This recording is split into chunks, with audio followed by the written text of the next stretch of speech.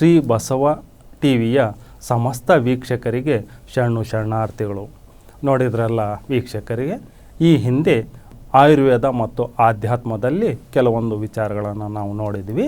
ಅದರ ಮುಂದುವರೆದಂತಹ ಭಾಗದಲ್ಲಿ ಈಗ ಭಾರತೀಯ ಪಾರಂಪರಿಕ ವೈದ್ಯರು ಮತ್ತು ಅವರ ಪಾತ್ರ ಆಯುರ್ವೇದದಲ್ಲಿ ಹೇಗಿದೆ ಅನ್ನುವ ವಿಚಾರವನ್ನು ನೋಡೋಣ ಬನ್ನಿ. ಭಾರತದ ಉದ್ದಗಲಕ್ಕೂ ಸಾವಿರಾರು ಅನುವಂಶೀಯ ಪಾರಂಪರಿಕ ಆಯುರ್ವೇದ ವೈದ್ಯರುಗಳು ಹರಡಿಕೊಂಡಿದ್ದು ತಮಗೆ ತಿಳಿದಂತಹ ಅಮೋಘ ಸೇವೆ ಶ್ರಮವನ್ನು ಕೊಡುಗೆಯಂತೆ ಕೊಡುತ್ತಿದ್ದಾರೆ. ಕೆಲವು ಕಡೆ ತಲೆಮಾರುಗಳ ಇತಿಹಾಸವುಳ್ಳ ಪಾರಂಪರಿಕ ವೈದ್ಯರಿದ್ದಾರೆ. ಆದರೆ ಸರ್ಕಾರವು ಇಂತಹ ಪಾರಂಪರಿಕ ಆಯುರ್ವೇದ ವೈದ್ಯರ ಸೇವೆಯನ್ನು ಗುರುತಿಸುವುದಕ್ಕೆ ಹೋಗುತ್ತಿಲ್ಲ. ಕಾಡಿಗೆ ಬೆಂಕಿ ಬಿದ್ದು ಮೂಲಿಕೆಗಳು ಕೂಡ ಸರಿಯಾಗಿ ಸಿಗದೆ ಸಿಕ್ಕ ಮೂಲಿಕೆಗಳನ್ನು ಮಾತ್ರವೇ ಬಳಸಿ ವೈದ್ಯ ಚಿಕಿತ್ಸೆ ಮಾಡಬೇಕಾದಂತಹ ದುಸ್ಥಿತಿ ಆಯುರ್ವೇದ ವೈದ್ಯರದ್ದು ಆಗಿದೆ. ಅರಣ್ಯ ಇಲಾಖೆ ಈ ಬಗ್ಗೆ ಬಹಳ ಗಹನವಾದಂತಹ ಕಾರ್ಯಚಟುವಟಿಕೆಗಳನ್ನು ಮಾಡಿ ಆ ಮೂಲಕ ಅರಣ್ಯವನ್ನು ಕಾಪಾಡಬೇಕಾಗಿದೆ. ಪಾರಂಪರಿಕ ವೈದ್ಯರ ಜೀವನಗಳು ಇಂದು ಅಸ್ಥಿರವಾಗುತ್ತಾ ಹೋಗುತ್ತಿವೆ. ಯಾಕಂತಂದರೆ ನಾವೆಲ್ಲ ಗಮನಿಸಿದಂತೆ ಪಾಶ್ಚಿಮಾತ್ಯದ ಆಧುನಿಕ ವೈದ್ಯ ಪದ್ಧತಿಗಳು ಮತ್ತು ಓಡುತ್ತಿರುವಂತಹ ಆಧುನಿಕತೆ, ಜಾಗತೀಕರಣದ ಭರಾಟೆಗಳು, ಸಂಕೀರ್ಣ ಮತ್ತು ಚಲನಾತ್ಮಕವಾದಂತಹ ಬದುಕುಗಳು ಆಯುರ್ವೇದವನ್ನು ಕಡೆಗಣಿಸುವಂತೆ ಮಾಡ್ತೀವಿ. ಮತ್ತು ಪಾಶ್ಚಿಮಾತ್ಯ ಜೀವನ ಶೈಲಿಗಳು ಕೂಡ ಆಯುರ್ವೇದ ಕ್ಷೇತ್ರದ ಮೇಲೆ ತುಂಬ ಪರಿಣಾಮವನ್ನು ಬೀರ್ತಿವೆ. ಜನರಲ್ಲಿರ್ತಕ್ಕಂಥ ಒಂದು ಮೂಢನಂಬಿಕೆ ಅಥವಾ ಒಂದು ಅಪೋಹಗಳು ಕೂಡ ಆಯುರ್ವೇದವನ್ನು ಕಡೆಗಣನೆ ಆಗೋದಕ್ಕೆ ಕಾರಣೀಭೂತವಾಗಿದ್ದಾವೆ. ಪಾರಂಪರಿಕ ವೈದ್ಯ ಪದ್ಧತಿಯಲ್ಲಿ ಯಾಕೆ ಅಸ್ಥಿರವಾಗುತ್ತಾ ಹೋಗುತ್ತವೆ ಅನ್ನೋದನ್ನು ಗಮನಿಸಬೇಕಾದ್ರೆ ಕೆಲವೊಂದು ವಿಚಾರಗಳನ್ನು ನಾವು ಪಟ್ಟಿ ಮಾಡಬೇಕಾಗತ್ತೆ. ಪಾರಂಪರಿಕ ಆಯುರ್ವೇದ ವೈದ್ಯ ಪದ್ಧತಿಯು ಅಸ್ಥಿರವಾಗ್ತಿರೋದಕ್ಕೆ ಕಾರಣಗಳನ್ನು ನಾವು ನೋಡೋದಾದರೆ, ಮೊದಲನೇದಾಗಿ ಪಾರಂಪರಿಕ ವೈದ್ಯರು ಅಸಂಘಟಿತರಾಗಿರುವುದು ಬಹಳ ಮುಖ್ಯವಾದಂಥ ಕಾರಣ ಅಂತಂದು ಹೇಳಬಹುದು. ಯಾಕಂತಂದರೆ ಒಂದೊಂದು ಆಯಾ ಪ್ರದೇಶದಲ್ಲಿ ಇರ್ತಕ್ಕಂಥ ಮೂಲಿಕೆಗಳನ್ನು ಬಳಸ್ಕೊಂಡು ಮತ್ತು ಪಾರಂಪರಿಕ ವೈದ್ಯ ಪದ್ಧತಿಯನ್ನು ಮಾಡ್ಕೊಂಡು ಬರ್ತಿರ್ತಕ್ಕಂತಹ ವೈದ್ಯರು ಯಾವುದೇ ಕಾರಣಕ್ಕೂ ಕೂಡ ಸಂಘಟಿತರಾಗಿ ಇಲ್ಲದೇ ಇರೋದು ದೊಡ್ಡದಂತ ಕಾರಣ ಅಂತಂದು ಹೇಳಬಹುದು. ತದನಂತರ ಮಾಹಿತಿ ಕೊರತೆ, ಸರ್ಕಾರದ ಅನುದಾನಗಳ ಮಾಹಿತಿ ಆಗಬಹುದು ಅಥವಾ ವೈದ್ಯ ಪದ್ಧತಿಯ ಮಾಹಿತಿನೇ ಇಲ್ಲದಂತಹ ಕೆಲ ಪಂಡಿತರು ಕೂಡ ಇದ್ದಾರೆ. ಈ ಎರಡನೇ ಕಾರಣ ಮಾಹಿತಿಯ ಕೊರತೆ. ಮತ್ತು ಮೂರನೇ ಕಾರಣ ಸರ್ಕಾರದ ಕಡೆಗಣನೆ. ಸರ್ಕಾರದ ಕಡೆಗಣನೆಯೂ ಕೂಡ ಪಾರಂಪರಿಕ ವೈದ್ಯ ಪದ್ಧತಿ ಅಸ್ಥಿರವಾಗಲಿಕ್ಕೆ ಕಾರಣವಾಗಿದೆ ಅಂತಂದು ಹೇಳಬಹುದು. ನಾಲ್ಕನೇದಾಗಿ ಆಧುನಿಕ ವೈದ್ಯ ಪದ್ಧತಿಗಳೊಂದಿಗೆ ಸೆಣಸಾಟ. ಇದು ದೊಡ್ಡ ತಲೆನೋವಾಗಿರ್ತಕ್ಕಂತಹ ವಿಚಾರ. ಪಾರಂಪರಿಕ ವೈದ್ಯರು ಆಧುನಿಕ ವೈದ್ಯರ ಜೊತೆ ಮತ್ತು ಆಧುನಿಕ ವೈದ್ಯ ವಿಜ್ಞಾನ ಪದ್ಧತಿಗಳ ಜೊತೆಗೆ ಸೆಣಸಾಡುವಂತಹ ಒಂದು ಪರಿಸ್ಥಿತಿ ನಿರ್ಮಾಣವಾಗಿದೆ. ಇನ್ನು ಐದನೇದಾಗಿ ವನಮೂಲಿಕೆಗಳ ಕೊರತೆ. ವನಮೂಲಿಕೆಗಳು ಯಾಕೆ ಕೊರತೆಯನ್ನು ಆಗ್ತಿದ್ದಾವೆ ಅಂತಂದರೆ, ಕಾಡುಗಳ ಕಡಿತ ಆಗಬಹುದು ಅಥವಾ ನಗರೀಕರಣದ ಒಂದು ಈ ನಗರೀಕರಣವೇ ಎಷ್ಟೋ ವನಮೂಲಿಕೆಗಳನ್ನು ನಾಶ ಮಾಡಿದೆ. ಮತ್ತು ಕಾಡಿಗೆ ಬೆಂಕಿ ಹಾಕುವಂಥದ್ದು, ಇವೆಲ್ಲವುಗಳಿಂದ ಕೂಡ ವನಮೂಲಿಕೆಗಳು ಬಹಳಷ್ಟು ಸಿಗ್ತಾ ಇಲ್ಲ ಮತ್ತು ಎಷ್ಟೋ ತುಂಬ ಬೆಲೆ ಬಾಳ್ತಕ್ಕಂತಹ ವನಮೂಲಿಕೆಗಳು ನಾಶವಾಗಿ ಹೋಗಿದ್ದಾವೆ. ತದನಂತರ ಜಾಗತೀಕರಣದ ಭರಾಟೆಯಲ್ಲಿ ನಿಜಕ್ಕೂ ಕೂಡ ನಾವು ಪಾರಂಪರಿಕ ಆಯುರ್ವೇದ ವೈದ್ಯ ಪದ್ಧತಿಯನ್ನು ಕಡೆಗಣನೆ ಮಾಡೋದು ಮತ್ತು ಅಪಹಾಸ್ಯ ಮಾಡೋದು, ಗೇಲಿ ಮಾಡೋದು, ಈ ಥರ ವಾತಾವರಣ ನಿರ್ಮಾಣವಾಗಿದೆ. ಯಾಕಂತಂದರೆ ಸಂಕೀರ್ಣವಾದಂತಹ ಈ ಆಧುನಿಕ ಬದುಕಿನ ಸೋಗು ಯಾವ ರೀತಿ ಅಂತಂತಂದರೆ ಈಗಿನ ಜನ್ರೇಷನನ್ನು, ಈಗಿನ ಜನತೆಯನ್ನು ಇದು ಆವರಿಸ್ಕೊಂಡು ಬಿಟ್ಟಿದೆ. ಅದೇ ರೀತಿ ಯುವಜನತೆಯೇ ಅಸಡ್ಡೆ, ಯುವಜನತೆ ಪಾರಂಪರಿಕ ವೈದ್ಯ ಪದ್ಧತಿಯನ್ನು ಅಸಡ್ಡೆ ಮಾಡುವುದು ಕೂಡ ಪಾರಂಪರಿಕ ಆಯುರ್ವೇದ ವೈದ್ಯ ಪದ್ಧತಿ ಒಂದು ಅಸ್ಥಿರವಾಗಲಿಕ್ಕೆ ಕಾರಣವಾಗಿದೆ.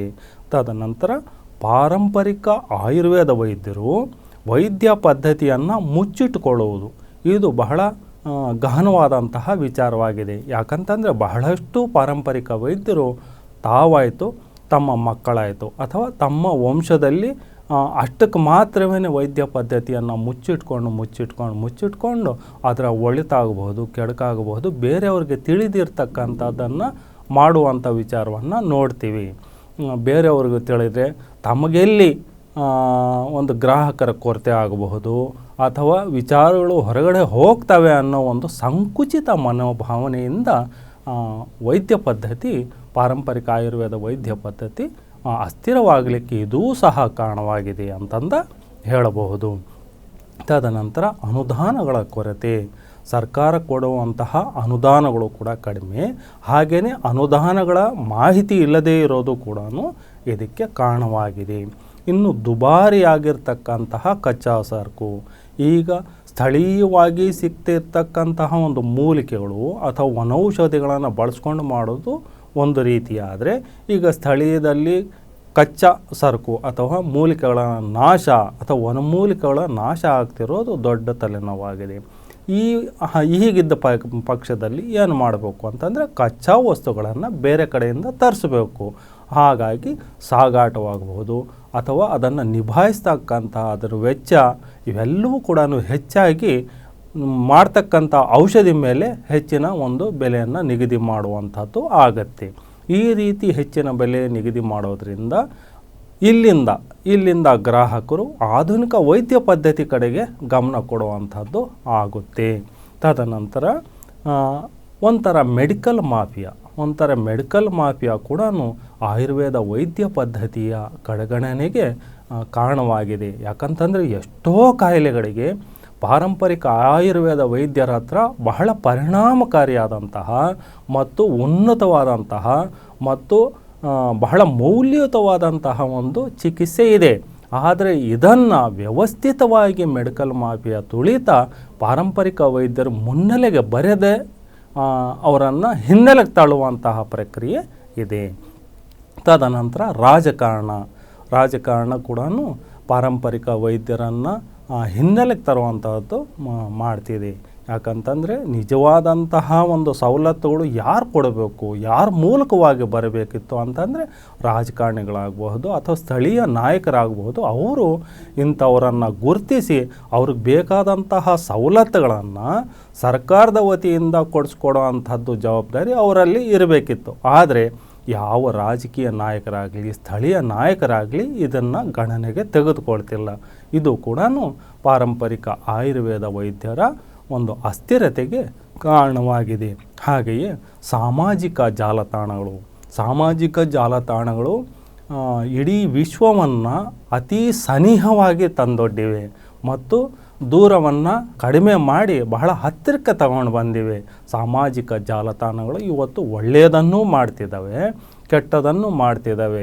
ಪಾರಂಪರಿಕ ವೈದ್ಯರ ಬಗ್ಗೆ ಮತ್ತು ವೈದ್ಯ ಪದ್ಧತಿಯ ಬಗ್ಗೆ ಜಾಲತಾಣಗಳಲ್ಲಿ ಅವಹೇಳನಕಾರಿಯಾಗಿ ಮಾಹಿತಿ ಆಗಬಹುದು ಅಥವಾ ಪೋಸ್ಟ್ ಹಾಕುವುದು ಮತ್ತು ಗೇಲಿ ಮಾಡುವಂಥದ್ದು ಇವೆಲ್ಲವೂ ಕೂಡ ಇರೋದರಿಂದ ಸಾಮಾಜಿಕ ಜಾಲತಾಣಗಳಲ್ಲೂ ಕೂಡ ಪಾರಂಪರಿಕ ವೈದ್ಯ ಪದ್ಧತಿಯ ಒಂದು ಅವಹೇಳನ ಮತ್ತು ಅಸ್ಥಿರತೆಗೆ ಕಾರಣವಾಗಿದೆ ಅಂತಂದು ಹೇಳಬಹುದು. ಹಾಗೆಯೇ ಅನುಭವದ ಕೊರತೆ. ಯಾಕಂತಂದರೆ ಇವತ್ತು ನಾಯಿ ಕೊಡೆಗಳ ರೀತಿಯಲ್ಲಿ ಎಲ್ಲಿ ನೋಡಿದ್ರೂ ಕೂಡ ಬೀದಿಗೆ ಒಂದು 10-12 ಪಾರಂಪರಿಕ ವೈದ್ಯರು ಅಂತಂದು ಬೋರ್ಡ್ ಹಾಕ್ಕೊಂಡು ತಮ್ಮ ಮನಸೋ ಇಚ್ಛೆ ತಮಗೆ ಏನು ಬರುತ್ತೋ ಅದನ್ನು, ಏನು ಕೇಳಿರುತ್ತೋ ಅದನ್ನು, ಏನು ಕಂಡಿರುತ್ತೋ ಅದನ್ನು ಮಾಡೋಕ್ಕೆ ಹೋಗಿ ಎಷ್ಟೋ ಎಡವಟ್ಟುಗಳಾಗ್ತಿರೋದನ್ನು ನಾವು ದಿನನಿತ್ಯದ ಬದುಕಲ್ಲಿ ಕಾಣ್ತಾ ಇದ್ದೀವಿ. ಯಾಕೆ ಈ ರೀತಿ ಅಂತಂದರೆ ಮನುಷ್ಯ ಸಂಪಾದನೆಗೆ ಕೊಟ್ಟಂತಹ ಗಮನ ಅನುಭವಕ್ಕೆ ಕೊಡ್ತಾ ಇಲ್ಲ ಮತ್ತು ಪಾರಂಪರಿಕವಾದಂತಹ ಆ ಚಿಕಿತ್ಸೆಯ ಒಂದು ಗಮನಕ್ಕೆ ಕೊಡ್ತಾ ಇಲ್ಲ. ಈ ರೀತಿಯ ಒಂದು ವಾತಾವರಣ ಇರೋದರಿಂದ ನಿಜಕ್ಕೂ ಕೂಡ ಒಂದು ಮೂಲಿಕೆಗಳ ಬಗ್ಗೆ ಆಗಲಿ ಅಥವಾ ಕಾಯಿಲೆ ಬಗ್ಗೆ ಆಗಲಿ ಕಾಯಿಲೆಗೆ ಸಂಬಂಧಪಟ್ಟಂತಹ ಒಂದು ಔಷಧಗಳ ಬಗ್ಗೆ ಆಗಲಿ ಸರಿಯಾದಂತಹ ಒಂದು ಅನುಭವ ಇಲ್ಲದೆ ಇರೋದು ಕೂಡ ಪಾರಂಪರಿಕ ವೈದ್ಯರ ಅಸ್ಥಿರತೆಗೆ ಕಾರಣವಾಗಿದೆ ಅಂತಂದು ಹೇಳಬಹುದು. ಇನ್ನು ಕೆಲ ಮೂಲಿಕೆಗಳ ಕಿರು ಪರಿಚಯವನ್ನು ತಮಗೆ ಮಾಡಿಕೊಡುತ್ತಿದ್ದೇನೆ. ಯಾವುದೇ ಮೂಲಿಕೆಗಳಾಗಲಿ ಅದರ ಪೂರ್ವಾಪರತೆ ತಿಳಿಯದೆ ಬಳಸಬಾರದು. ಕೆಲವೊಂದು ಸಮಯದಲ್ಲಿ ಕೆಲ ಮೂಲಿಕೆಗಳು ರೋಗಿಯ ಮೇಲೆ ಗಂಭೀರವಾದಂತಹ ಪರಿಣಾಮವನ್ನು ಬೀರಬಲ್ಲವು. ಆದ್ದರಿಂದ ಅನುಭವಿ ವೈದ್ಯರು ಪ್ರತಿ ಮೂಲಿಕೆಯ ಒಳಾಳವನ್ನು ತಿಳಿದವರಾಗಿರಬೇಕು. ಅದರ ಉಪಯೋಗ, ಬಳಕೆ ವಿಧಾನ, ವ್ಯತಿರಿಕ್ತ ಪರಿಣಾಮಗಳು ಮತ್ತು ಹಾಗಾದಾಗ ಅವುಗಳನ್ನು ನಿಭಾಯಿಸುವಂತಹ ಸಮಯ ಪ್ರಜ್ಞೆ, ತಿಳುವಳಿಕೆಗಳು ವೈದ್ಯನಿಗೆ ಇರಬೇಕಾಗುತ್ತವೆ. ಎಲ್ಲಕ್ಕಿಂತಲೂ ಮುಖ್ಯವಾಗಿ ವೈದ್ಯ ಅನುಭವಿಯಾಗಿರಬೇಕು, ಪಾರಂಪರಿಕ ಜ್ಞಾನವನ್ನು ಹೊಂದಿರಬೇಕು. ಇಲ್ಲವೇ ತಿಳಿದಂತಹ ಗುರುಗಳಿಂದ ಔಷಧೀಯ ಸಸ್ಯಗಳ ಬಗ್ಗೆ ಅರಿವನ್ನು ಪಡೆಯಬೇಕಾಗಿರುತ್ತೆ. ಹಾಗೂ ಔಷಧೀಯ ಸಸ್ಯಗಳ ಬಗ್ಗೆ ಅರಿವಿನ ಜೊತೆಗೆ ಇಂದು ನಿತ್ಯ ಬದುಕಿನಲ್ಲಿ ಸಾವಿರಾರು ಢಂಗಿಗಳು ತಾವು ಪಾರಂಪರಿಕ ವೈದ್ಯರೆಂದು ಹೇಳಿಕೊಳ್ಳುತ್ತಾ ಜನರ ದಿಕ್ಕನ್ನೇ ಬದಲಿಸುವಂತಹ ವಾತಾವರಣ ಕೂಡ ಗಮನಿಸಬೇಕಾಗತ್ತೆ. ಮನುಷ್ಯ ಜೀವನದ ಜೊತೆಯಲ್ಲಿ ಸಾವಿರಾರು ಮೂಲಿಕೆಗಳು ತಳುಕು ಹಾಕಿಕೊಂಡಿರೋದನ್ನು ನಾವು ಗಮನಿಸಬಹುದು. ಅವುಗಳ ಪೈಕಿ ಒಂದಷ್ಟು ಮೂಲಿಕೆಗಳ ಕಿರು ಪರಿಚಯವನ್ನು ತಮ್ಮ ಮುಂದಿಡುವಂತಹ ಪ್ರಯತ್ನ ಮಾಡುವೆ. ಅಮೃತವಳ್ಳಿ. ಒಂದನೇದಾಗಿ ಅಮೃತವಳ್ಳಿ ಮಧುಮೇಹ, ಜ್ವರನಾಶಕ, ಜ್ಞಾಪಕ ಶಕ್ತಿಗೆ ಬಳಸಲಾಗುತ್ತೆ. ಆಡುಮುಟ್ಟದ ಬಳ್ಳಿ, ಇದು ಬಾವು, ಕೈಕಾಲು ಮುರಿತ ಅಥವಾ ಮೂಳೆ ಮುರಿತ ಇವುಗಳಿಗೆ ಒಳ್ಳೆಯ ಔಷಧವಾಗಿ ಬಳಕೆಯಾಗುತ್ತೆ.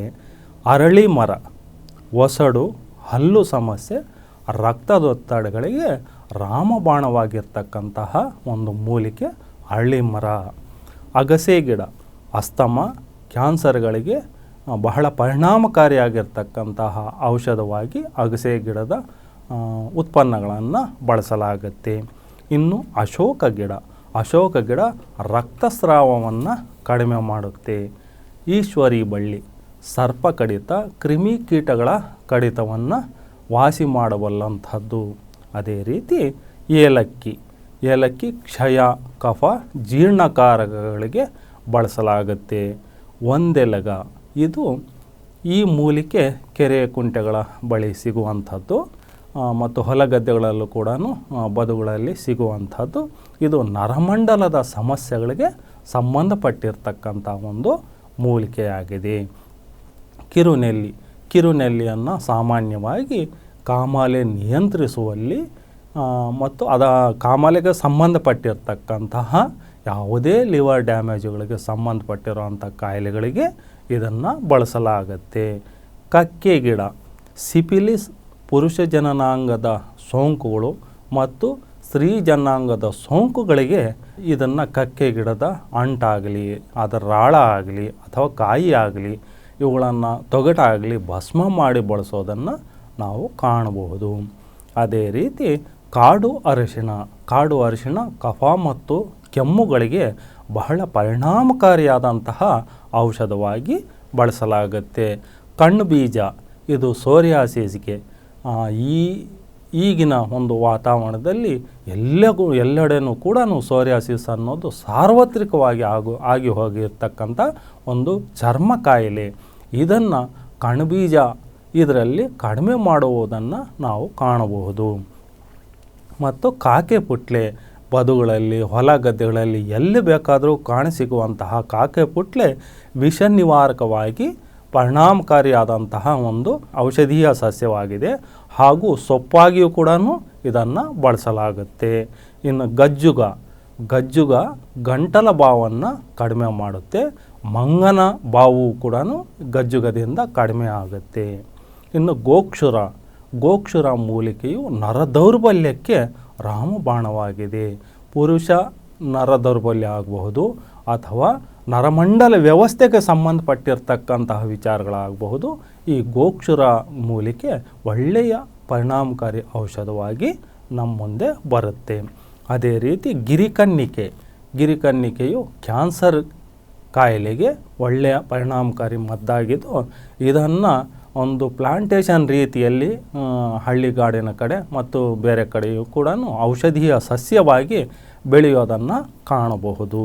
ಮತ್ತು ಚಿತ್ರಮೂಲ ಎಂತಹ ಒಂದು ಹಂತದಲ್ಲಿ ಇರ್ತಕ್ಕಂತಹ ಕಾಮಾಲೆಯನ್ನಾದರೂ ಕೂಡ ಬಹಳ ಪರಿಣಾಮಕಾರಿಯಾಗಿ ಚಿತ್ರಮೂಲ ಗಿಡಮೂಲಿಕೆಯಿಂದ ನಾವು ವಾಸಿ ಮಾಡಬಹುದು. ಅದೇ ರೀತಿ ಚಿಗರೆ ಗಿಡದ ಒಂದು ಎಲೆಯನ್ನು ಒಣಗಿಸಿ ಅಥವಾ ಅದರ ಒಂದು ಚಕ್ಕೆಯನ್ನು ಒಣಗಿಸಿ ತಲೆ ಹೊಟ್ಟು ನಿವಾರಣೆ ಮಾಡುವಂತಹ ಒಂದು ಪೌಡರ್ ಆಗಿ ಮತ್ತು ಅನೇಕ ಶಾಂಪುಗಳಲ್ಲೂ ಕೂಡ ಇದನ್ನು ಬಳಸೋದನ್ನು ನಾವು ಕಾಣಬಹುದು. ಮತ್ತು ತುಳಸಿ ಜ್ವರ ಮತ್ತು ಕಫ ಕೆಮ್ಮುಗಳಿಗೆ ಬಳಸುವಂಥದ್ದು ನಾವು ಕಾಣುತ್ತೇವೆ. ತುಳಸಿಯಲ್ಲಿ ಅನೇಕ ವಿಧವಾದಂತಹ ಉಪಜಾತಿಗಳು ಇದ್ದಾವೆ. ತದನಂತರ ತಪಸಿ ಗಿಡ, ಇದು ಗಿಡ ಮರ ಎರಡೂ ಆಗುತ್ತೆ. ಈ ಮರದ ಇದು ಅಂತಂದರೆ ತಪಸಿ ಮರ ಕರುಳ ಸಂಬಂಧಿತ ರೋಗಗಳನ್ನು ವಾಸಿ ಮಾಡುವಂಥದ್ದು. ದತ್ತೂರ ಕ್ಷಯ ರೋಗವನ್ನು ಕಡಿಮೆ ಮಾಡುವಂಥದ್ದು, ಗುಣ ಮಾಡುವಂಥದ್ದು ಇದರ ಪ್ರಕೃತಿಯಾಗಿದೆ. ಅದೇ ರೀತಿ ದಿಪ್ಪಣಿಗೆ ಬೇರು, ಇದು ಮಲೆನಾಡು ಮತ್ತು ಆ ಭಾಗದಲ್ಲಿ ಕಾಣಸಿಗುವಂತಹ ಮೂಲಿಕೆಯಾಗಿದ್ದು ಇದು ಸೋರಿಯಾಸಿಸನ್ನು ನಿಯಂತ್ರಣದಲ್ಲಿ ತರುತ್ತೆ ಮತ್ತು ಕೇವಲ 15 ದಿನದಲ್ಲಿ ಸಂಪೂರ್ಣವಾಗಿ ಇದರಿಂದ ಗುಣ ಮಾಡಬಹುದು. ಅದೇ ರೀತಿ ನೋಣಿ, ಇದು ನೆಗಡಿ ಮತ್ತು ಊತಕ್ಕೆ ಸಂಬಂಧಪಟ್ಟಿರೋಂಥ ಮೂಲಿಕೆಯಾಗಿದ್ದು ಅನೇಕ ಕಂಪನಿಗಳು ಈ ನೋಣಿಯನ್ನು ಬಳಸಿಕೊಂಡು ವಿಧವಾದಂತಹ ಒಂದು ಉತ್ಪನ್ನಗಳನ್ನು ತಯಾರಿ ಮಾಡ್ತಿರೋದನ್ನು ನಾವು ದಿನನಿತ್ಯದ ಬದುಕಲ್ಲಿ ನೋಡಬಹುದಾಗಿದೆ. ತದನಂತರ ನವಿಲಾಡಿ ಚೇಳು ಕಡಿತಕ್ಕೆ ಒಳ್ಳೆಯ ಔಷಧಿಯಾಗಿದೆ. ಪ್ಯಾಟಿಪಾನ್ ವಿಟಮಿನ್ಗಳ ಕೊರತೆಯನ್ನು ನೀಗಿಸುವಂತಹ ಒಂದು ಔಷಧೀಯ ಸಸ್ಯವಾಗಿದೆ. ಬಿಲ್ವ ಮೂತ್ರಕೋಶದಲ್ಲಿ ಕಲ್ಲು, ಈ ಮೂತ್ರಕೋಶದಲ್ಲಿರ್ತಕ್ಕಂಥ ಕಲ್ಲನ್ನು ಅದು ಅಲ್ಲೇ ಒಡೆಯುವಂತೆ ಮಾಡಿ ಮತ್ತು ಸಣ್ಣ ಸಣ್ಣ ಭಾಗಗಳಾಗಿ ಮಾಡುವಂಥದ್ದು ಮತ್ತು ಹೊರಗಡೆ ತಳ್ಳುವಂಥ ಕೆಲಸವನ್ನು ಬಿಲ್ವ ಮತ್ತು ಅದರ ಸಂಬಂಧಿತದ ಉತ್ಪನ್ನಗಳು ಮಾಡುತ್ತವೆ. ತದನಂತರ ಮಧುನಾಶಿನಿ, ಹೆಸರಲ್ಲೇ ಇರ್ತಕ್ಕಂತೆ ಮಧುನಾಶಿನಿ ಅಂತಂದರೆ ಸಕ್ಕರೆ ಕಾಯಿಲೆಯನ್ನು ನಿಯಂತ್ರಣಕ್ಕೆ ತರುವಲ್ಲಿ ಇದು ಒಳ್ಳೆಯ ಪರಿಣಾಮಕಾರಿಯಾದಂತಹ ಔಷಧಿಯಾಗಿದೆ. ಶತಾವರಿ ನರದೌರ್ಬಲ್ಯಕ್ಕೆ ಸಂಬಂಧಪಟ್ಟಿರ್ತಕ್ಕಂಥ ಇದು ಮೂಲಿಕೆಯಾಗಿದೆ. ಹಾಗೆ ಹಾಡೇಬಳ್ಳಿ ತುರಿಕೆ ಮತ್ತು ಚರ್ಮ ಸಂಬಂಧಿತ ಕಾಯಿಲೆಗಳಿಗೆ ಸಂಬಂಧಪಟ್ಟಿರ್ತಕ್ಕಂಥ ಇದು ಮೂಲಿಕೆಯಾಗಿದೆ. ಇನ್ನು ಹಿಪ್ಪಲಿ ಜಾಂಡೀಸು, ಅಸ್ತಮ, ಕಫ, ಹೀಗೆ ಅನೇಕ ರೀತಿಯ ಕಾಯಿಲೆಗಳಿಗೆ ಇದು ರಾಮಬಾಣವಾಗಿದೆ.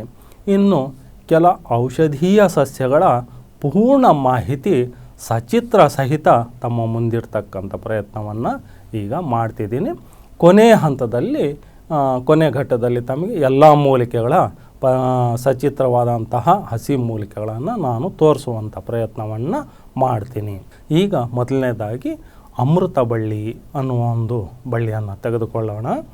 ಅಮೃತ ಬಳ್ಳಿ ಇದು ಬಳ್ಳಿಯಾಗಿದ್ದೆ ಸಾಮಾನ್ಯವಾಗಿ ಹೊಲ ಗದ್ದೆಗಳ ಬದುಗಳಲ್ಲಿ ಗಿಡ ಗಂಟೆಗಳ ಪೊದೆಗಳ ಮೇಲೆ ಮತ್ತು ಹಿತ್ತಲಲ್ಲಿ ಕೂಡ ಬೆಳೆಯಬಲ್ಲಂತಹ ಒಂದು ಬಳ್ಳಿಯಾಗಿದೆ.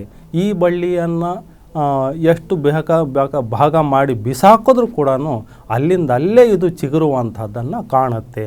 ಬಳ್ಳಿ ಹೇಗಿರುತ್ತೆ ಮತ್ತು ಇದರ ಗುಣಲಕ್ಷಣಗಳು ಏನು ಅಂತಂದರೆ, ಇದರ ಎಲೆಗಳು ನೋಡಲಿಕ್ಕೆ ವೀಳ್ಯದೆಲೆ ಥರ ಇರುತ್ತೆ, ಆದರೆ ವೀಳ್ಯದೆಲೆ ಮೊನಚಾಗಿರುತ್ತೆ. ಇದು ಸ್ವಲ್ಪ ಗುಂಡಾಗಿರುತ್ತೆ. ಈ ಥರದ ಎಲೆಗಳನ್ನು ಹೊಂದಿರತಕ್ಕಂತಹ ಬಳ್ಳಿ ಅಮೃತ ಬಳ್ಳಿ. ಇದು ಅಮೃತ ಬಳ್ಳಿ ಇತ್ತೀಚೆಗೆ ನಗರಗಳಲ್ಲೂ ಕೂಡ ಪಾಟಲ್ಲಿಟ್ಕೊಂಡು ಬೆಳೆದು ಅದನ್ನು ಬಳಸುವಂಥದ್ದನ್ನು ಕಾಣ್ತೇವೆ. ಕನ್ನಡದಲ್ಲಿ ಅಮೃತ ಬಳ್ಳಿ ಮತ್ತು ಹಿತ್ತಲ ಬಳ್ಳಿ ಅಂತಲೂ ಕೂಡ ಕರೀತೇವೆ. ಅದೇ ರೀತಿ ತೆಲುಗಲ್ಲಿ ತಿಪ್ಪತೀಗ, ಇಂಟಿವೆನಕುವ ತೀಗ ಅಂತಂದು ತೆಲುಗು ಭಾಷೆಯಲ್ಲಿ ಹೇಳಲಾಗುತ್ತೆ. ಬಂಗಾಳಿಯಲ್ಲಿ ಗುಲಂಚ ಅಂತಲೂ, ಸಂಸ್ಕೃತದಲ್ಲಿ ಗುಡೂಚಿ, ಅಮೃತವಲ್ಲಿ ಅಂತಂದು ಕರೆಯತಕ್ಕಂತಹ ಇದಕ್ಕೆ ವೈಜ್ಞಾನಿಕವಾದಂತಹ ಹೆಸರು ಟಿನೋಸ್ಪೋರಾ ಕಾರ್ಡಿಫೆಲ್ಲಾ. ಇದು ಮೆನಿಸ್ಟ್ರಾಮೇಸಿಯೆ ಅನ್ನುವಂತಹ ಒಂದು ವೈಜ್ಞಾನಿಕ ಕುಟುಂಬಕ್ಕೆ ಸೇರಿರತಕ್ಕಂಥ ಒಂದು ಮೂಲಿಕೆಯಾಗಿದೆ. ಇದರ ಗುಣ ಹೇಗಿರುತ್ತೆ ಅಂತಂದರೆ ಒಂಥರ ಕಹಿ, ಒಗುರು ಮತ್ತು ಮಧುರತೆಯಿಂದ ಕೂಡಿರ್ತಕ್ಕಂತಹ ಗುಣ ಇದಕ್ಕಿದೆ. ಬಳಕೆ ಯಾವ ಕಾಯಿಲೆಗಳಿಗೆ ಅಮೃತ ಬಳ್ಳಿಯನ್ನು ಬಳಸಲಾಗುತ್ತೆ ಅಂತಂದರೆ ಗಾಯಗಳಿಗೆ, ಮೂತ್ರ ರೋಗಗಳಿಗೆ, ಅತಿಸಾರ, ವಾತ, ಪಿತ್ತ, ಚಿಕನ್ ಗುನ್ಯ, ಮಧುಮೇಹ, ಆಮಶಂಕೆ, ಚರ್ಮವ್ಯಾಧಿಗಳಿಗೆ, ಜ್ವರ ಪರಿಹಾರಕವಾಗಿ ಮತ್ತು ಮೇಹವಾಯು, ಕೆಮ್ಮು, ವೀರ್ಯವರ್ಧಕ, ಅಶಕ್ತಿ, ಅಜೀರ್ಣ, ಮಾನಸಿಕ ಒತ್ತಡ, ಜ್ಞಾಪಕ ಶಕ್ತಿ ಇಷ್ಟೂ ಕಾಯಿಲೆಗಳಿಗೆ ಅಮೃತ ಬಳ್ಳಿಯನ್ನು ತೆಗೆದುಕೊಳ್ಳಲಾಗುತ್ತೆ. ಇದರಲ್ಲಿ ಬೆರ್ಬೆರಿನ್ ಎಂಬುವಂತಹ ಒಂದು ಆಲ್ಕಲಾಯ್ಡ್ ಅಂಶ ಇರೋದರಿಂದ ಇವೆಲ್ಲ ಕಾಯಿಲೆಗಳಿಗೂ ಕೂಡ ಈ ಅಂಶ ಬಹಳ ಒಳ್ಳೆಯ ಪರಿಣಾಮಕಾರಿಯಾದಂತಹ ಒಂದು ಗುಣವನ್ನು ಕೊಡುತ್ತೆ. ಅಮೃತ ಬಳ್ಳಿ ಯಾವ ರೀತಿ ಇದನ್ನು ಬಳಸಬಹುದು ಅನ್ನೋದಕ್ಕೆ ಕೆಲವೊಂದು ಉದಾಹರಣೆಗಳನ್ನು ತಮ್ಮ ಮುಂದೆ ಇಡುವಂಥ ಪ್ರಯತ್ನ ಮಾಡ್ತೀನಿ. ಜೇನುತುಪ್ಪದೊಂದಿಗೆ ಅಮೃತ ಬಳ್ಳಿಯ ಒಂದು ರಸವನ್ನು ಬಳಸ್ಕೊಂಡು ಜೇನುತುಪ್ಪದಲ್ಲಿ ತೆಗೆದುಕೊಳ್ಳೋದ್ರಿಂದ ಇದು ಜ್ವರ ಪರಿಹಾರಕವಾಗುತ್ತೆ. ತದನಂತರ ಹಸುವಿನ ಹಾಲಿನಲ್ಲಿ ಬೆಳಿಗ್ಗೆ ಮತ್ತು ರಾತ್ರಿ ತೆಗೆದುಕೊಳ್ಳೋದ್ರಿಂದ ಮಾನಸಿಕ ಒತ್ತಡ ಕಡಿಮೆಯಾಗುತ್ತೆ. ಮತ್ತು ಸಮೂಲ ಇದರ ಬೇರು, ಕಾಂಡ, ಎಲೆ ಎಲ್ಲವನ್ನ ನೆನೆ ಹಾಕದಂತಹ ನೀರು ರಾತ್ರಿಗೆ ನೆನೆ ಹಾಕೋದು, ಬೆಳಿಗ್ಗೆ ಈ ನೀರನ್ನು ಒಂದು 50 ml ಊಟದ ನಂತರ ಮತ್ತು ರಾತ್ರಿಗೆ ಮಲಗುವಾಗ ತಗೊಂಡ್ರೆ ಎಂತಹ ಅಜೀರ್ಣ ಸಂಬಂಧಿತ ಕಾಯಿಲೆಗಳು ಕೂಡ ಇದರಿಂದ ವಾಸಿಯಾಗುತ್ತೆ. ಮತ್ತು 4 ದಂಟು 2 ಇಂಚಿನ ಅಮೃತ ಬಳ್ಳಿಯ 4 ದಂಟುಗಳನ್ನು 200 ml ನೀರಿಗೆ ಹಾಕೋದು ಮತ್ತು ಅದನ್ನು ಕಾಯಿಸಿ 100 mlಗೆ ತೆಗೆದುಕೊಂಡು 100 ml ಆದ ನಂತರ ಇಳಿಸ್ಕೊಂಡು ಆರಿಸ್ಕೊಂಡು ಅದರ ಜೊತೆಗೆ ಕಷಾಯವಾಗಿರ್ತಿದ್ದು ಇದರ ಜೊತೆಗೆ ಜೇನುತುಪ್ಪ ಬೆರೆಸ್ಕೊಂಡು ತೆಗೆದುಕೊಳ್ಳುವುದರಿಂದ ಜ್ಞಾಪಕ ಶಕ್ತಿ ಹೆಚ್ಚಾಗುತ್ತೆ ಮತ್ತು ಕಫನಾಶಕವಾಗಿ ಇದು ಪರಿಣಾಮಕಾರಿಯಾದಂತಹ ಔಷಧವಾಗಿ ಆಗುತ್ತೆ. ಮತ್ತು ಇದರ ಎಲೆಯನ್ನು ಶತಾವರಿ ಬೇರಿನ ಜೊತೆ ತೆಗೆದುಕೊಂಡಾಗಿ ಸ್ತ್ರೀಯರಿಗೆ ಎದೆಹಾಲು ಹೆಚ್ಚಳ ಆಗುವಂಥದ್ದು ಕಾಣುತ್ತೇವೆ. ಮತ್ತು ವಸ್ತ್ರಗಾಳಿತವಾದಂತಹ ಇದರ ಚೂರ್ಣವನ್ನು ತೆಗೆದುಕೊಂಡ್ರೆ ಜ್ವರ, ಮೇಹವಾಯು ಇವೆಲ್ಲವೂ ಕೂಡ ಇದರಿಂದ ಗುಣವಾಗುವುದನ್ನು ನಾವು ಕಾಣುತ್ತೇವೆ. ಅದೇ ರೀತಿಯಾಗಿ ಎರಡನೇದಾಗಿ ಅಳಲೆ ಗಿಡವನ್ನು ನಾವು ನೋಡ್ತೇವೆ. ಇದರ ವಿವರ ಏನು ಅಂತಂದರೆ, ಅಳಲೆ ಗಿಡ ಸುಮಾರು ಒಂದು 30 ಅಡಿವರೆಗೂ ಬೆಳೀತಾ ಇರ್ತಕ್ಕಂತಹ ದೊಡ್ಡ ಮರ ಆಗಿದೆ. ಇದು ಸಾಮಾನ್ಯವಾಗಿ ಕುರುಚಲು ಕಾಡುಗಳಲ್ಲಿ ಹೆಚ್ಚಾಗಿ ಕಂಡುಬರುತ್ತೆ. ಮತ್ತು ಈ ಕರ್ನಾಟಕದ ಈ ಭಾಗಗಳಾದಂತಹ ಒಂದು ನಮ್ಮ ಗುಡಿಬಂಡೆ ಆಗ್ಬೋದು, ಚಿಕ್ಕಬಳ್ಳಾಪುರ ಜಿಲ್ಲೆ ಆಗ್ಬೋದು, ಮಧುಗಿರಿ ಆಗಬಹುದು, ತುಮಕೂರು ಆಗಬಹುದು, ಈ ಕಡೆ ಹೆಚ್ಚಾಗಿ ಕಂಡುಬರ್ತಕ್ಕಂತಹ ಒಂದು ಉದುರೆಲೆ ಕಾಡುಗಳಲ್ಲೂ ಕಂಡುಬರ್ತಕ್ಕಂಥ ಒಂದು ಮರ ಆಗಿದೆ ಇದು. ಇದರ ಎಲೆಗಳು ನಮಗೆ ನೋಡೋದಕ್ಕೆ ನೇರಳೆ ಮರದ ಎಲೆಗಳ ಥರ ಕಾಣುತ್ತೆ. ಮತ್ತು ಇದು ಗೊಂಚಲು ಕಾಯಿಗಳನ್ನು ಬಿಡುತ್ತೆ. ಕಾಯಿಗಳು ಬಲಿತು ಅದು ಕೆಳಗೆ ಉದುರಿದ ನಂತರ ಹಳದಿಯಾಗಿ ಇವು ಮಾರ್ಪಾಡಾಗುತ್ತೆ. ಇವುಗಳಿಂದ ಚೂರ್ಣ ಮಾಡಿಟ್ಕೊಂಡು ಬಳಸೋದನ್ನು ಕಾಣುತ್ತೇವೆ. ಅಳಲೆಕಾಯಿ ಚೂರ್ಣವನ್ನು ತ್ರಿಫಲಾಗಳಲ್ಲೂ ಕೂಡ ಬಳಸಲಾಗತ್ತೆ. ಕನ್ನಡದಲ್ಲಿ ಇದನ್ನು ಅಳಲೆ ಗಿಡ ಅಥವಾ ಅಳಲೆಕಾಯಿ ಅಂತಂದು ಕರಿತೀವಿ. ಆಯುರ್ವೇದದಲ್ಲಿ ರಾಜ ಅಂತಂದಲೇ ಹೆಸರಾಗಿರ್ತಕ್ಕಂಥ ಅಳಲೆಕಾಯಿ ನಿಜಕ್ಕೂ ಕೂಡ ಒಂದು ಉತ್ತಮವಾದ ಔಷಧೀಯ ಮರವಾಗಿದೆ. ತೆಲುಗಲ್ಲಿ ಕರಕ್ಕಾಯಿ ಅಂತಲೂ ಇದನ್ನು ಕರೆಯಲಾಗುತ್ತೆ. ಮತ್ತು ಸಂಸ್ಕೃತದಲ್ಲಿ ಅಭಯ, ಹರಿತಕಿ ಎಂಬ ಹೆಸರುಗಳಿಂದ ಇದನ್ನು ಕರೆಯಲಾಗುತ್ತೆ. ವೈಜ್ಞಾನಿಕವಾದಂತಹ ಹೆಸರು ಟರ್ಮಿನೇಲಿಯಾ ಛಬೂಲ ಅನ್ನುವುದು ಇದರ ವೈಜ್ಞಾನಿಕವಾದಂಥ ಹೆಸರು. ಮತ್ತು ಈ ಅಳಲೆಕಾಯಿಯ ಗಿಡವನ್ನು ಅಥವಾ ಇದರ ಒಂದು ಕಾಯಿಯನ್ನು ಯಾವ ಕಾಯಿಲೆಗಳ ಬಳಸಲಾಗುತ್ತೆ ಅಂತಂದರೆ, ಹೆಚ್ಚಾಗಿ ಕೆಮ್ಮು, ಋತುಶೂಲೆ, ಮೂತ್ರಕೋಶದ ಕಲ್ಲು, ದಮ್ಮು, ಬಾಯಿ ಹುಣ್ಣು, ತಲೆಹೊಟ್ಟು, ಅಸ್ತಮ, ಬಾಯಿ ದುರ್ವಾಸನೆ, ಪಿತ್ತ, ಮಲಬದ್ಧತೆ, ಜ್ವರ, ನಂಜುನಾಶಕ, ಕಣ್ಣಿನ ಸಮಸ್ಯೆಗಳು, ಅತಿಯಾದಂತಹ ದಾಹ ಮತ್ತು ಹೊಟ್ಟೆಯಲ್ಲಿ ದುರ್ಮಾಂಸ ಬೆಳೆಯೋದು, ಇವೆಲ್ಲಕ್ಕೂ ಕೂಡ ನಾವು ಅಳಲೆಕಾಯಿಯ ಒಂದು ಸಮೂಲವನ್ನು ಅಥವಾ ಇದರ ಉತ್ಪನ್ನಗಳನ್ನು ಬಳಸ್ತೇವೆ. ಬಳಕೆ ರೀತಿ ಹೇಗೆ ಅಂತಂದರೆ ಚೂರ್ಣವಾಗಿ, ಲೇಹ್ಯವಾಗಿ, ಕಷಾಯವಾಗಿ ಬಳಸಲಾಗತ್ತೆ. ಜ್ವರಕ್ಕೆ ಅರೆದು ಅಳಲೆಕಾಯನ್ನು ಅರೆದು ನೀರು ಮತ್ತು ಹಾಲಿನೊಂದಿಗೆ ತೆಗೆದುಕೊಳ್ಳುವುದು ಮತ್ತು ಹೊಟ್ಟೆ ನೋವಿಗೆ ಹೊಟ್ಟೆ ಮೇಲೆ ಪಟ್ಟಿ ಹಾಕುವಂಥದ್ದು ಮತ್ತು ನೀರಲ್ಲಿ ಇದರ ಒಂದು ಚೂರ್ಣವನ್ನು ತೆಗೆದುಕೊಳ್ಳುವಂಥದ್ದು ಮಾಡಬಹುದು. ಅದೇ ರೀತಿ ಅಜೀರ್ಣಕ್ಕೆ ಅಳಲೆಕಾಯಿಯ ಚೂರ್ಣವನ್ನು 1 ಚಿಟಿಕೆ ಅಥವಾ 2 ಚಿಟಿಕೆಯಷ್ಟು ಬಾಯಿಯಲ್ಲಿ ಹಾಕಿ ತಣ್ಣೀರು ಕುಡಿಯೋದ್ರಿಂದ ಕೇವಲ 2 ನಿಮಿಷದಲ್ಲಿ ಅಂತಹ ಅಜೀರ್ಣವಾದರೂ ಕೂಡ ಇದರಿಂದ ಕಡಿಮೆಯಾಗುತ್ತೆ. ಇನ್ನು ಇದರ ಕಷಾಯ ಮಾಡಿ ಚಿಟಿಕೆ ಜೇನುತುಪ್ಪದ ಜೊತೆ ತೆಗೆದುಕೊಂಡ್ರೆ ಪಿತ್ತ, ವಾತ ಇವೆಲ್ಲವೂ ಕೂಡ ಕಡಿಮೆಯಾಗುತ್ತೆ. ಆತ್ಮೀಯ ವೀಕ್ಷಕರೇ, ನೋಡಿದ್ರಲ್ಲ ತಾವೆಲ್ಲ ಭಾರತೀಯ ಆಯುರ್ವೇದ ಪದ್ಧತಿಗಳು ಮತ್ತು ಅವುಗಳ ಉಪಯುಕ್ತತೆ, ಮಹತ್ವ ಮತ್ತು ಇದರ ಸವಿಸ್ತಾರ ಹಿನ್ನೆಲೆ ಏನು ಅಂತದನ್ನು ತಾವು ಈ ಎಪಿಸೋಡಲ್ಲಿ ನೋಡಿದ್ದೀರಾ. ಇನ್ನು ಮುಂದಿನ ಎಪಿಸೋಡಲ್ಲಿ ತಮ್ಮ ಮುಂದೆ ಬರುತ್ತೇನೆ. ಅಲ್ಲಿವರೆಗೂ ನೋಡ್ತಾನೆ ಇರಿ ಬಸವ ಟಿ ವಿ. ಇದು ಸಂಸ್ಕಾರದ ಬೆಳಕು. ಎಲ್ರಿಗೂ ಕೂಡ ಶರಣಾರ್ಥಿಗಳು.